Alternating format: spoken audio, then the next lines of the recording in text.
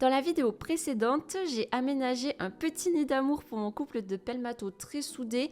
Et écoutez, ça leur a tellement plu qu'ils ont pondu directement. Donc dans cette vidéo, je vais découvrir et commenter en direct avec vous tout le processus de ponte, d'éclosion et de défense des petits. J'espère que ça vous plaira et je vous laisse avec la Roro du passé. Bon, on dirait que le couple nous a déjà creusé une petite grotte là. Je sais pas trop ce qu'elle fait derrière, mais ils ont profité de la mousse pour se faire une petite caverne. Je pense qu'ils vont aller pondre là-dedans. Ouais. Elle est en train de s'affairer là. Oui, d'ailleurs, les pierres, elles étaient nickel, il n'y avait pas de sable dessus. Et en farfouillant le sable avec leur bouche, ils ont réussi à tout recouvrir. Parce que c'est pas les petits corridors nains qui ont réussi à faire ça. Hein.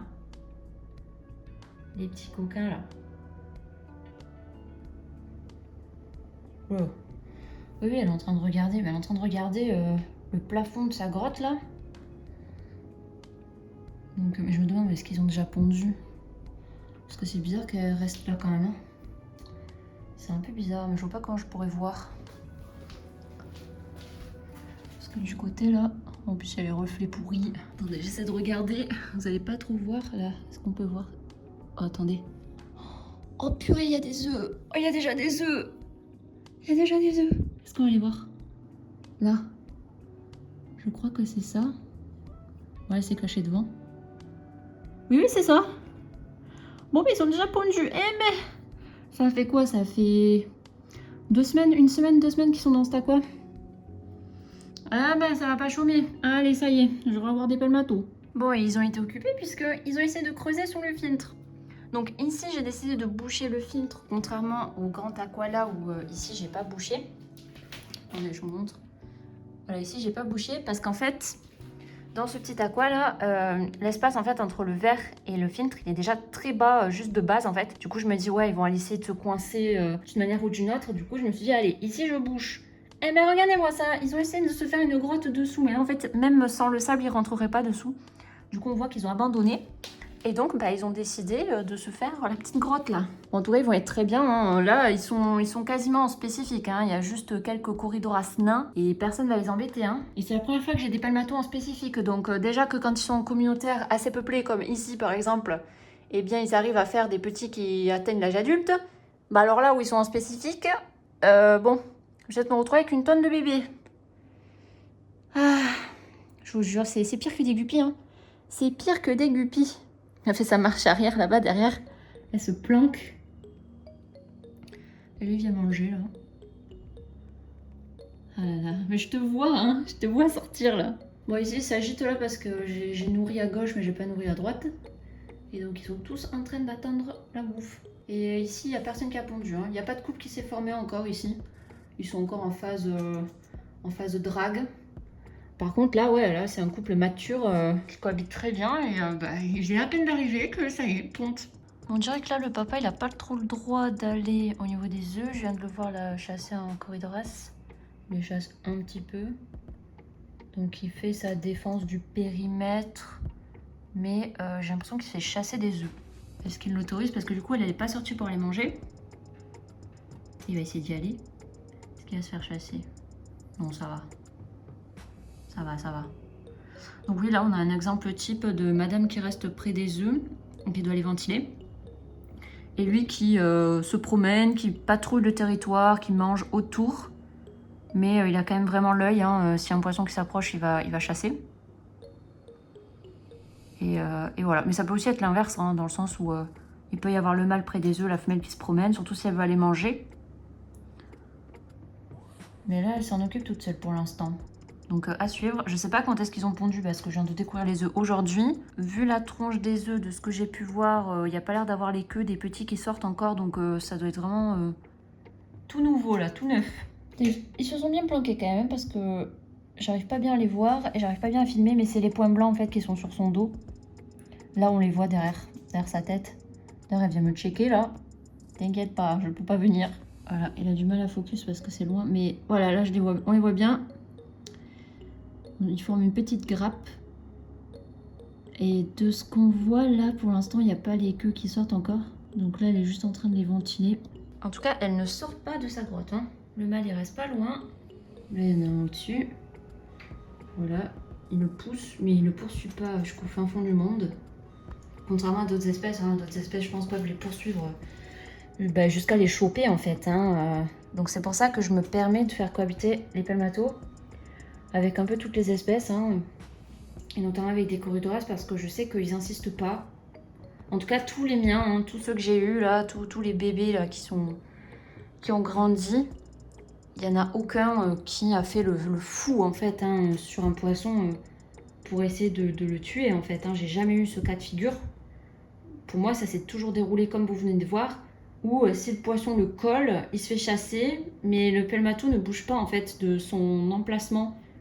Il reste dans la zone où il est, il le chasse de cette zone, mais il va pas le poursuivre à travers tout l'aquarium. Après, ça peut dépendre des individus, n'hésitez pas à nous partager vos expériences, si vous avez eu des poissons beaucoup plus agressifs, des pelmatos beaucoup plus agressifs, ou même d'autres cyclidés nains.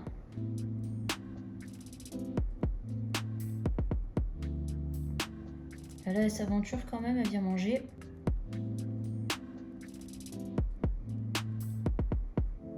En tout cas, il n'y a pas l'air d'avoir de tension au sein du couple, puisque des fois ça peut arriver. La femelle, d'un coup, supporte plus le mâle, elle supporte pas qu'il s'approche, alors qu'ils étaient soudés juste avant, ça peut arriver, mais là on dirait que ça va. Ouais, elle le laisse venir.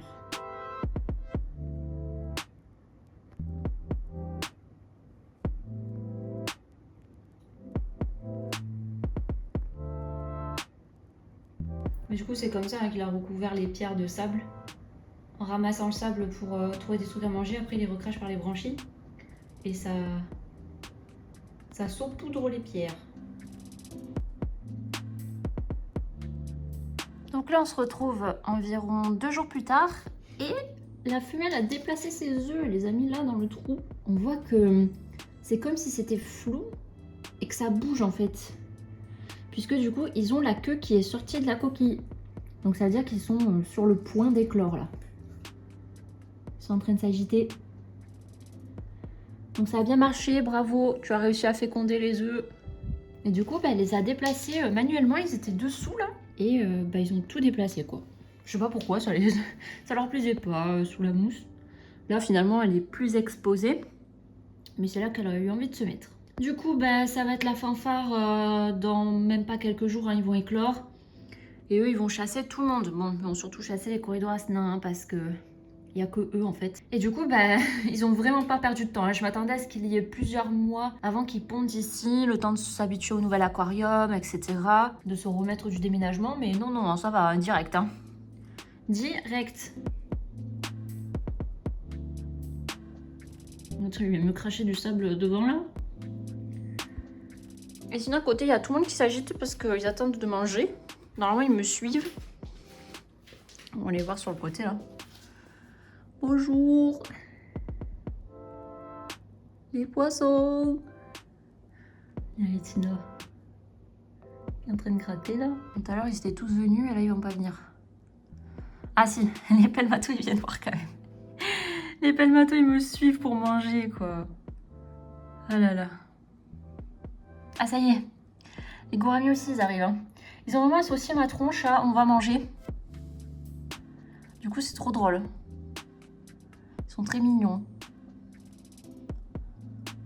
Qu'est-ce qu'ils font? Ils sont en train d'embêter l'escargot. Laissez-le. Et ça va, je vous nourris bien. Donc les très longues nageoires là. Des gouramis. Les bras. Nous revoilà le lendemain et la femelle a encore déplacé ses œufs. Elle n'arrête pas de changer d'avis et là, elle les a posés un peu à l'arrache sur une mousse. Sur ce plan, on voit bien le défaut de branchies de cette femelle. En fait, elle a les branchies à découvert alors que normalement elles sont bien cachées. C'est comme ça que j'arrive à la reconnaître quand elle est dans un groupe. Bon, nous voilà encore le lendemain, elle a redéplacé ses œufs sur la branche au même endroit que les jours précédents. Bon là on est plusieurs jours après les petits œufs qui s'agitent et je ne vois plus les œufs et je vois pas de bébé. Donc je sais pas trop ce qu'ils ont fait. Bon la femelle elle a l'air de traîner là depuis genre 2 jours mais je vois rien du tout en fait. Donc est-ce qu'elle aurait déplacé les œufs là par terre parce qu'elle fait que venir juste ici là? mais je peux pas voir. Mais en même temps, là, ça commence à faire pas mal de jours depuis la ponte. Alors je me dis que les petits, normalement, ils seraient censés être en train de nager là. Hein. Mais elles retournent tout le temps là. Hein. Donc à surveiller quand même. Oh mon Dieu. Ça y est. Voici tous les bébés qui attendent. Oh mon Dieu, c'est quoi tout ça? Donc oui, j'ai fait une petite caverne dans les fougères de Java là, et en fait c'était là qu'elle se planquait. Les planqués sont tas immenses. J'arrive pas à faire le focus. Oh mon Dieu. T'as bien bossé toi, hein? Le lendemain, les petits commencent enfin à sortir du nid pour explorer les alentours. Vous voyez le granulé orange là? Il paraît énorme à côté de lui. J'essaie de vous filmer comme je peux, c'est très compliqué de réussir à faire le focus avec le téléphone tellement ils sont tout petits. En général, je laisse tomber quelques granulés au sol à côté du nid pour la mère, vu qu'elle ne s'éloigne jamais, il faut quand même qu'elle mange un peu. Elle veille très étroitement sur ses petits. Bon bah du coup elle s'est bien planquée cette fois là. Je les avais pas vus les bébés, hein. J'avais pas vu les œufs non plus, hein. Donc elle les a tous déplacés, tous mis là, parce que vu tous les bébés qu'il y a, il doit y avoir une tonne d'œufs. Ah là là, elle est plus du tout jaune, hein. Là elle est en mode je suis fatiguée, laissez-moi. Laissez-moi m'occuper de tous mes enfants là. J'arrive pas à faire le focus parce qu'ils sont trop petits. Ils sont trop loin. Voilà, on voit un peu. Je vais te filmer comme je peux, hein. J'ai pas du matériel de fou. Oh là là, oh les bébés, il y en a une tonne. Du coup là je pense qu'ils survivent grâce au sac en fait, ce qu'on voit qui est un peu orange, il me semble que c'est le sac de nutriments en fait qu'ils ont quand ils sont dans l'œuf, exactement comme des poussins. Et donc ils vont se nourrir de ça pendant quelques jours et après il va falloir qu'ils se débrouillent pour manger. Bon, je vais mettre un peu plus loin parce que sinon on voit rien du tout. Et moi je vais pas mettre de nourriture spéciale, hein. Je vais pas mettre d'artémia ou quoi que ce soit parce que je veux pas qu'il y ait tout ça en pelmato qui survive. Hein. Je veux pas. Ils suivent la maman là. Ils sont partis là. Et du coup, bah, ça fera de la sélection naturelle au niveau de qui c'est qui arrive à manger. Hein. Je vais quand même nourrir normalement, mais donc là, je nourris avec des granulés en ce moment puisqu'il faut que je rachète de la nourriture congelée. Et je vais les laisser se débrouiller en fait avec ce qu'ils trouvent sur les plantes et tout, sachant que l'aquarium, comme j'ai pu vous le montrer quand j'ai fait le scape, il est pas très vieux. Les plantes sont vieilles en fait, donc elles ont peut-être encore des petits micro-organismes qui sont dessus, mais je sais pas s'ils ont survécu au déménagement. Et là, il faut attendre que l'aquarium vieillisse en fait pour que ça crée toute une microfaune en fait.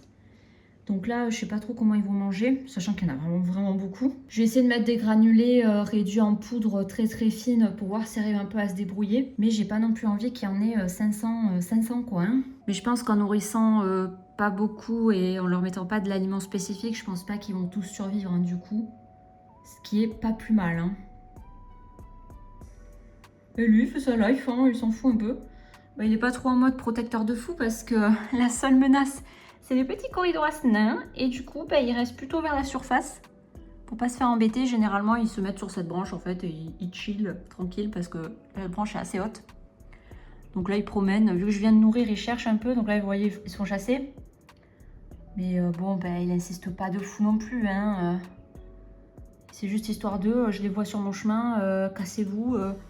Mais ils sont très loin des petits. Et puis, ils ont aucune trace hein, de morsure ou quoi que ce soit. Hein. Alors que là, c'est le moment le plus critique pour eux. Hein. Les parents qui défendent les nouveau-nés là. Mais lui, il est pas trop avec la couvée là. Il fait sa life généralement. Lors de sa dernière couvée, je trouve qu'il était plus souvent avec les petits en fait. Peut-être qu'il se fait chasser par la mère aussi. Hein. Je sais pas trop. On va voir ce qu'il fait, ce qu'il va aller voir. Parce que je l'ai jamais vu en fait dans ce spot. Il n'y a que elle qui y est depuis plusieurs jours. Lui, il reste qu'aux alentours pour protéger. En tout cas, ils n'ont pas vraiment besoin de protéger. Hein. Vous voyez le tas là? Mais il n'y en a aucun qui s'est fait manger en fait. Hein. Comme je vous dis, il y a juste les petits corydoras nains avec. Et il y a un guppy mâle. Je sais pas où il est. Mais il doit traîner dans les plantes. Ah ben là, on voit son derrière. Là. Voilà, il est là. Il n'a pas non plus de traces d'impact hein, sur la queue ou quoi. Il s'est pas fait chasser. Là, il y a le mâle qui le surveille. Mais vu qu'il reste dans les laitues, il est tranquille. Il reste tout le temps à la surface. Donc, il va pas aller manger les petits là. Donc, ils sont vraiment tranquilles. Non mais regardez le tas quoi. Est-ce que je peux réussir à vous montrer mieux? Mais il y en a une tonne. Hein. Il y en a une tonne. J'en avais jamais vu autant. Parce qu'en fait, les pelmatos, moi, je les ai toujours eu dans les aquas communautaires, donc comme le grand là.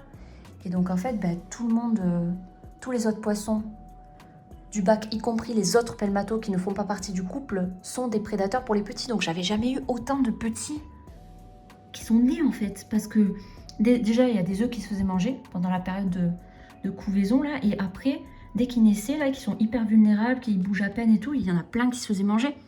Je pense qu'ils se faisaient manger par poignées en fait, par les autres poissons de l'aqua communautaire. Surtout en plus les poissons de banc comme ça, ils sont très très vifs. Et ils peuvent très très bien taper dans les petits. Hein. Alors que là, il n'y en a pas, donc c'est la fête. Hein. Oh là là, mais il va y en avoir une tonne. Mais je suis en train de me demander, mais c'est genre les parents, ils vont en avoir marre en fait. Genre, il va y en avoir trop. Il va trop y avoir de bébés autour d'eux. Ça va les saouler. Là, la maman, elle est assez terne. Hein. D'habitude, elle est quand même plutôt colorée. Donc, j'ai l'impression qu'elle se fait très discrète pour rester avec ses petits planqués, qu'elle ne se fasse pas remarquer, pour pas que des prédateurs remarquent les petits. Mais ne t'inquiète pas, il n'y a aucun prédateur. Tu peux garder tes petits tranquilles. Hein. Oh là là. Parce que du coup, tout le tas de bébés là, c'est les frères et sœurs, les exacts frères et sœurs. Il n'y a pas de sang qui a été dilué. Des petits qu'il y a ici. Alors j'essaie de les trouver là. Parce qu'ils sont planqués. Ah bah là il y en a un. Voilà. Là il y a tes petits frères et sœurs qui sont nés. Toi là. Ils se planquent. Il y en a un deuxième là-haut. Là. Ils aiment bien se planquer là, comme ça ils sont pas embêtés par les adultes. Et ils sont pas embêtés par les gouramis, donc ils sont tranquilles. Eux là, donc eux ils sont nés en juillet 2025. Ils vont avoir 5 mois. Donc vous voyez qu'à 5 mois ils sont quand même encore tout petits, hein, comparé aux adultes là. Et encore ça, c'est pas des adultes, ils sont allés adolescents, milieu / fin d'adolescence. Hein. Il faut encore qu'ils grossissent quand même. Hein. Et eux ils ont plus d'1 an. Hein. Donc eux là-bas, 5 mois. Et eux, ils ont 1 jour. Donc c'est pour ça, hein, comme vous venez de voir par rapport à la taille des petits ici, qui ont 5 mois, là déjà quand ils font cette taille, ils sont pas très territoriaux, ils ont tendance à être très discrets. Donc ça veut dire que là, il y en a un autre, j'ai au moins 5 mois pour réfléchir à qu'est-ce que je vais faire de tous les bébés quand ils auront grandi. Déjà, il faut qu'ils atteignent cette taille-là, hein, parce que donc ça, c'est les frères et sœurs de ceux qui viennent de naître. Et ils étaient dans un aquarium communautaire. Il n'y avait pas autant de poissons, il n'y avait pas les gouramis qui sont très gros. Mais il n'y en a que 4 qui ont survécu sur la couvée, sachant que bon, je pense qu'il y avait un tiers de ça. Hein. Mais il y en avait quand même pas mal. Hein. Et au final, il n'y en a que 4 qui ont survécu. Donc là, je pense qu'il va pas y avoir tout ça qui survit quand même. Hein. Bon, en fait, si je veux réussir à faire survivre tout ça, il faudrait que je mette de la nourriture spécifique. Donc des bébés Artemia. Il faudrait que je nourrisse vraiment très souvent. Il faudrait que je nourrisse à la pipette aussi pour faire en sorte que les proies arrivent juste devant eux en fait, parce qu'ils peuvent pas beaucoup nager. Ils peuvent pas aller loin. Mais je ne vais pas le faire parce que je veux pas avoir une tonne de pelmato. Hein. Je suis pas une éleveuse. Hein. Donc voilà, je vais vous filmer après. Vous verrez tout de suite la suite du coup, dans quelques jours quand ils auront grossi. Ça y est, les petits commencent à se promener avec la maman. Non mais regardez-moi ce tas. Et le papa, il est juste en train de me regarder pour que je lui donne à manger. On dirait qu'il s'en fout de ses petits. Cette fois-ci, il va pas les voir. Bon. Oh là là, mais il y en a vraiment une tonne. Hein. La pauvre mère qui va être débordée là. Débordée. Hein.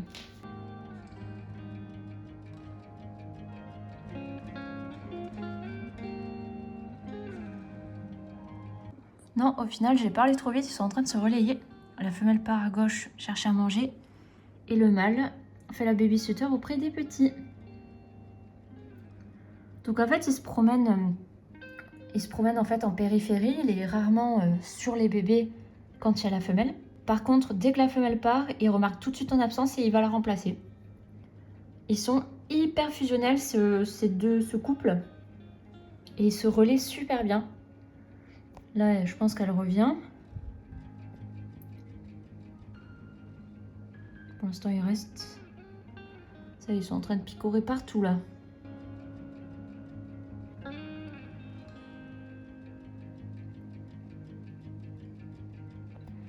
Là, le papa, il reste pour l'instant. La femelle ne le chasse pas, donc ça va. Il n'y a pas de tension dans le couple. Ah ben là, il s'en va, voilà. Il a un truc dans la bouche là. Il repart faire le gardien. Là, il a bien à l'œil les Corydoras. Et la mère, elle retourne avec ses petits.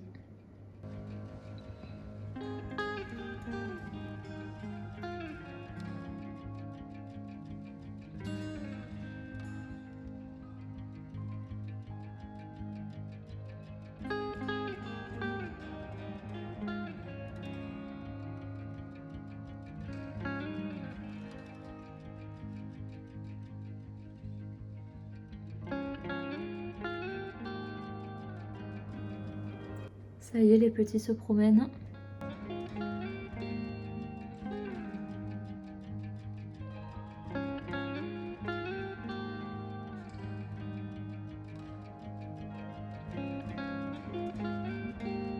Ils commencent à essayer de picorer le sol. Je pense qu'ils trouveront quand même des trucs à grignoter. Des petites algues ou quoi. En tout cas, ils se débrouillent. Hein. Ça m'embête parce que j'aimerais bien mieux filmer, mais ils sont tellement petits et ils sont loin dans l'aqua que le tel il fait le focus en fait sur les plantes qui sont en premier plan. Un jour plus tard, les petits gagnent en confiance et explorent encore plus l'aqua. J'en profite pour essayer de les filmer d'encore plus près.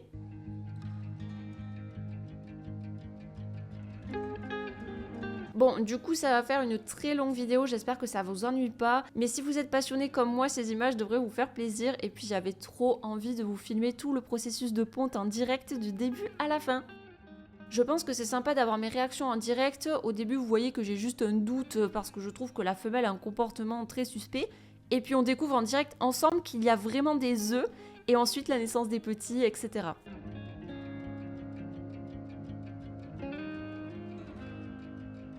Vous voyez comme le couple se relaie parfaitement. Moi, ça me fascine à quel point ils peuvent être en phase sans se parler. Je vais vous laisser sur ces belles images du couple qui escortent leur bébé. Je dois m'arrêter là, sinon la vidéo sera trop longue, mais je vais essayer de vous poster la partie 2 la semaine prochaine avec les petits qui auront bien grandi. N'oubliez pas de vous abonner si ce n'est pas déjà fait pour ne rien manquer, et je vous dis à la semaine prochaine!